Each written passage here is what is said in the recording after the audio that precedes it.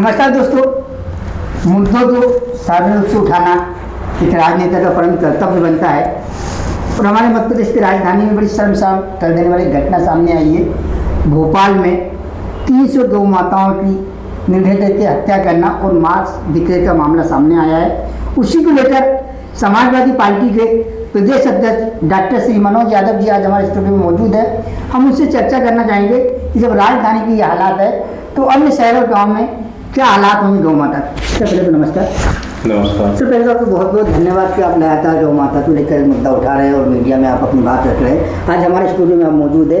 क्या लगता है सर, 300 गौ माता की हत्या हो जाना और असलम चमड़ा जैसे व्यक्ति को सीधा जेल भेज देना, रिमांड पर न लेना, किसी ने ऐसा देखते हो? सबसे पहले योगी जी, आपको और आपके चैनल को बहुत बहुत धन्यवाद जो आपने गौ माता का मुद्दा उठाया है और लगातार कंटिन्यू गौ माता की रक्षा के लिए, दोषियों को सजा दिलाने के लिए आप लगातार अपना प्रयास जारी रखे हुए हैं। क्योंकि गाय माता केवल राजनीति का विषय नहीं है, गाय माता हम लोगों की श्रद्धा का विषय है, आस्था का विषय है। क्योंकि गाय माता हम लोग सभी लोग उनकी पूजा करते हैं। गाय के नाम पे भारतीय जनता पार्टी ने अपनी सरकार बनाई, चाहे प्रदेश की हो या देश की हो। आज गौ माता का ये लोग खुद हत्या कर रहे हैं और कत्ल करवा रहे हैं। इससे ज़्यादा शर्मनाक कुछ हो नहीं सकता। संतोष जी, सिर्फ बड़ी बात ये है कि इतना बड़ा मामला होने के बावजूद भी सिर्फ चंद अधिकारी को सस्पेंड करके मामले को पूरा रफा दफा करने का प्रयास किया जा रहा है। ये भारतीय जनता पार्टी, भारतीय बीजेपी, भारतीय झूठ पार्टी है।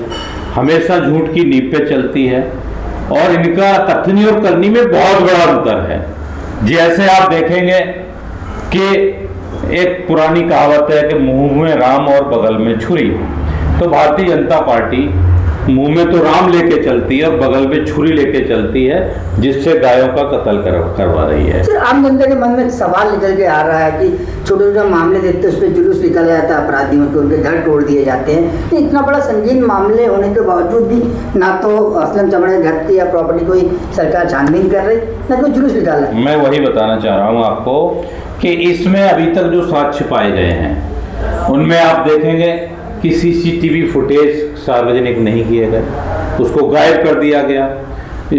वहाँ पे स्लॉटर हाउस में कितना पानी बिजली से लेके जो भी जाता है सब नगर निगम की देख में जाता है, कमिश्नर की देखरेख में जाता है, महापौर की देखरेख में जाता है। सबसे पहले तो यह है कि जब बेल लगा हुआ है तो 20 साल की परमिशन किसने दी? इसमें भारतीय जनता पार्टी के आपने कहा कि असलम चमड़ा से पूछताछ नहीं की गई, डायरेक्ट जेल में डाल दिया गया। तो पूछताछ नहीं की गई है। असलम चमड़ा को डायरेक्ट जेल भेजना बिना रिमांड लिए, क्योंकि भारतीय जनता पार्टी के जो बड़े बड़े नेता इसमें इन्वॉल्व हैं उनका पर्दाफाश हो जाएगा। क्योंकि आप देखेंगे कि असलम चमड़ा का फोटो भोपाल की महापौर मालती, ठीक है ना, उनके साथ में है। यहाँ के विश्वासारंग का संरक्षण बता रहे हैं मंत्री का। तो ये जो बहुत ही सवाल ऐसे हैं, यहाँ की नगर निगम कमिश्नर जिन्होंने परमिशन दी उसकी, सारे सवाल ऐसे हैं जो भारतीय जनता पार्टी को स्वयं कटघरे में खड़ा करते हैं।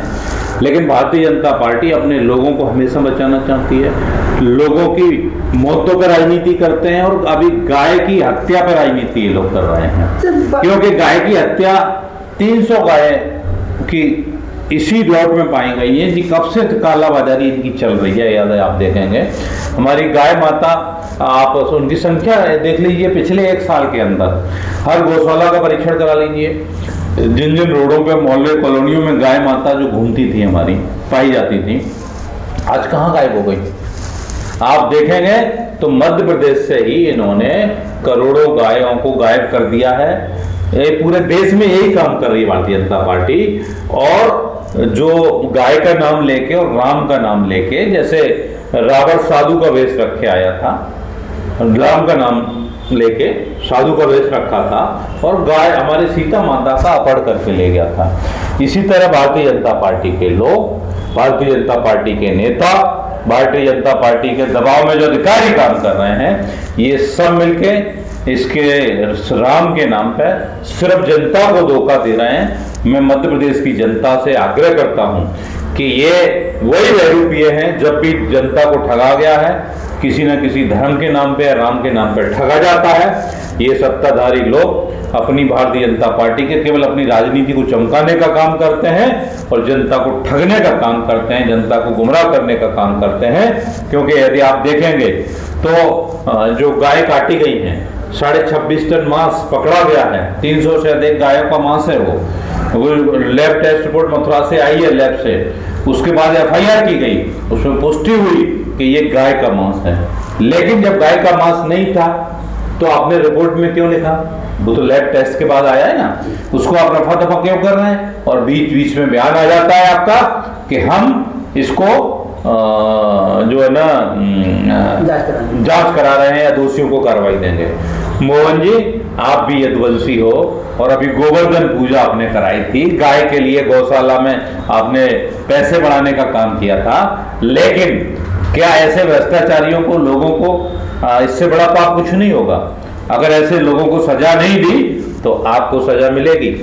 मैं खुलेआम आपको चैलेंज करता हूं कि जरा सी भी नैतिकता है और अपने को यदुवंशी कहते हो तो आप इन दोषियों पर कार्रवाई करें और यहाँ के महापौर का इस्तीफा लें, यहाँ पे नगर निगम कमिश्नर का इस्तीफा लें।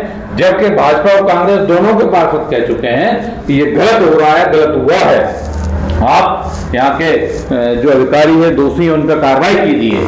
लेकिन आप कार्रवाई नहीं करते हैं तो मोहन जी मैं खुला चैलेंज करता हूं आपको कि आप ऐसे लोगों पर कार्रवाई करें, नहीं तो समझा जाएगा कि आप भी इस भ्रष्टाचार में और गौ माता की हत्या के पाप में भागीदारी बने हुए हैं। क्योंकि इससे बड़ा पाप कुछ नहीं हो सकता।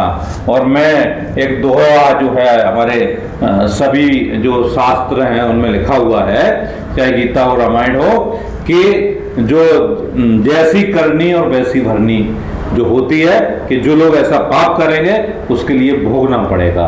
क्योंकि जो फल आपको मिलता है वो कर्मों का मिलता है, आज नहीं तो कल मिलेगा जरूर, निश्चय होता है फल जो मिलेगा। तो समाजवादी पार्टी गाय माता की रक्षा के लिए हमेशा आंदोलन करती रहेगी, क्योंकि हमारे लिए गाय माता आस्था का विषय है। और इसके लिए अभी विधानसभा सत्र चालू होगा तो वहां घेराव भी करना पड़ेगा तो करेगी, लेकिन दोषियों पर जब तक कार्रवाई नहीं होगी तब तक हम लोग चुप बैठने वाले नहीं हैं। और मैं फिर यहाँ की मध्य प्रदेश की देश की जनता से आपके माध्यम से कहना चाहता हूं कि ये भारतीय जनता पार्टी जिस तरह रावण ने संत का वेश रखे और जनता सीता माता को गुमराह किया, बाकी लोगों को गुमराह किया, इसी तरह भारतीय जनता पार्टी कहीं धर्म के नाम पे, कहीं गाय माता के नाम पे लोगों को गुमराह कर रही है और गाय माता को कटवाने का काम कर रही है।